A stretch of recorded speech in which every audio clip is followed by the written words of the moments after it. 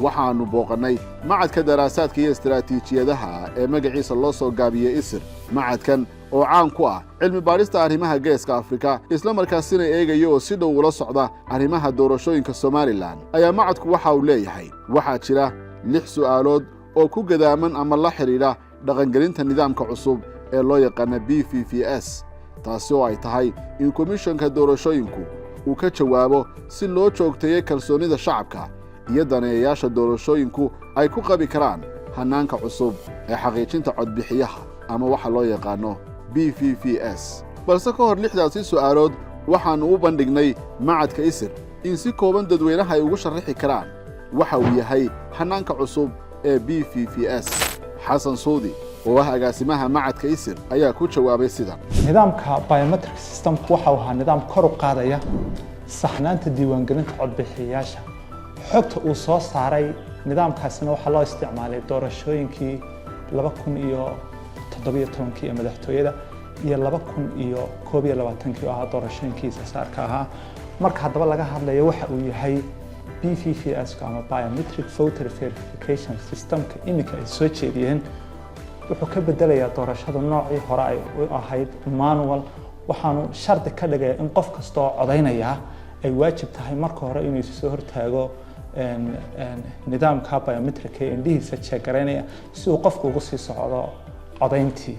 mar kale ayaanu suudi weydiinay waxa ay yihiin 6da su'aalood ee ugu waaweyn ee ay tahay in komishanka doorashooyinku ay ka jawaabaan marka laga hadlayo nidaamkan BVVS ee xaqiijinta codbixiyaha si la isula fahmo baahida farsamada iyo kalsoonida lagu qabi karo. doorasho kasta oo dhacda waxa laga sameyn jiray warbixino waliba ay sameeyaan muraaqibiin caalami ah. warbixinaha waxa lagu eegi jiray caqabadaha lagala kulmay doorashada. waxa kale oo lagu leeyahay jiray tala soo jeedino wax laga qabanayo si looga saxo doorashooyinka kuwa isku xiga. haddaba doorashada u dambeysay 2021 warbixintii laga sameeyay ay sameeyeen muraaqibiinta caalamiga ah kuma sheegin wax khalada oo ka jira nidaamka codbixinta isla markaana tala bixintooda kuma soo darin wax sheegaya isticmaalka BVVS ama qalab kale oo ka duwan sida imika loo codeeyo. sidaa markay tahay su'aashu waxay noqonaysaa komishanka doorashooyinka maxaa ku kalifaya hirgelinta nidaam cusub oo baahi loo qabo oo la og yahay aysan jirin khilaaf hor lehna in gelin karto.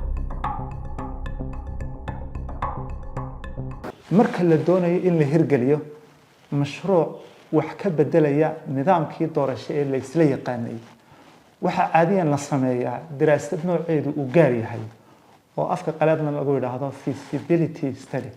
waa daraasad lagu eegayo sida loo dhaqan gelin karo iyo in la dhaqan gelin karaba nidaamka cusub ee la soo jeedinayo. su'aashu markaa waxa weeye komishanka doorashooyinka miyuu sameeyay daraasada nooceedu ka yahay haddii uu sameeyay warbixintiisa ma soo hordhigay danayaasha doorashada guud ahaan shacab weynaha Soomaaliland si la isla ogaado hanaanka loo marayo wax ka bedelkaas. bishii February 2022 komishanka doorashooyinka iyo xisbiyadu waxay isla garteen in la tijaabiyo nidaamka BVVS. tijaabadaasi may guuleysan kadib markii systemku kala saari waayay ama aqoonsan waayay dhammaan dadkii tijaabada linka u soo galay. intii ka dambeysayna ma aynaan maqal sida la og yahay tijaabo kale oo la sameeyay. haddii haddaba nidaamkani tijaabadii la mariyay ka soo bixi waayay sidee loogu isticmaali karaa doorasho in lagu galo?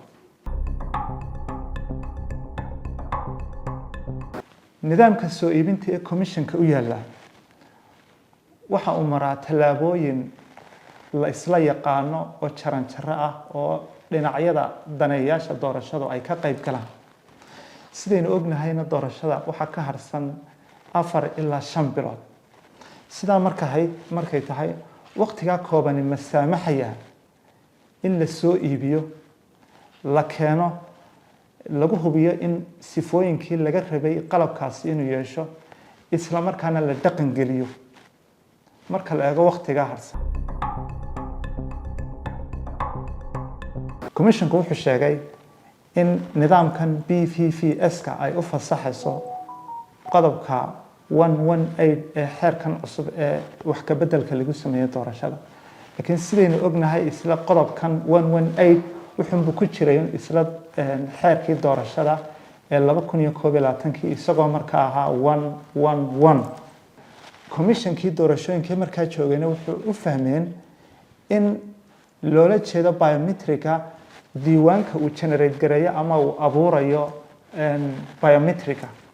sidaa markay tahay su-aashu waxay noqonaysaa komishanka doorashooyinku muxuu uga baahan yahay inuu tafsiir cusub saaro isla qodobkaas oo hore loogu soo shaqeeyo khilaaf la'aan.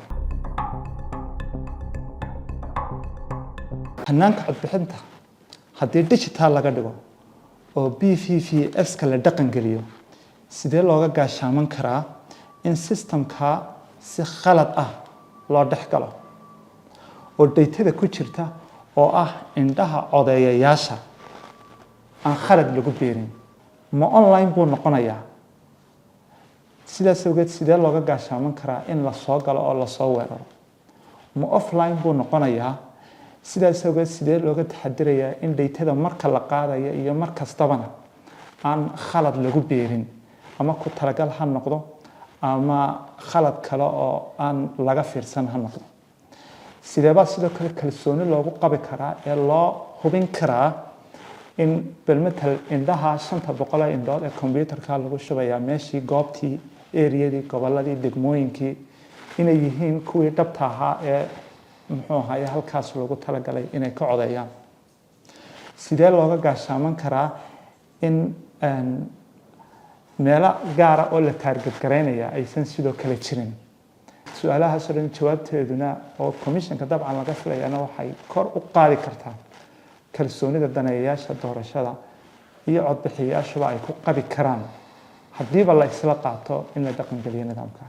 dhanka kale waxaa la isweydiin karaa in ay jiraan talooyin macquul ah oo loo bandhigi karo komishanka doorashooyinka ee Somaliland kuwaasi oo la xiriira hannaankan cusub ee loo yaqaan BVVS. talada guud haddaynu taabanno wuxuu bay noqonaysaa maalinta doorashadu waa maalin shacabka Somaliland ay xukun ridayaan. xukunka ay ridayaan waa xukun xasaasi ah. sidaa markay tahay qalabka xukunka lagu ridayo ee macnaheedu tahay lagu codeynaya waa inay yihiin qalab aan looga shaki qabin in khaladaad ku yimaada isla markaasna aan tijaabo ku jirin. waxaana ku kooban tahay maalinta doorashadu inaanay noqon maalin tijaabo.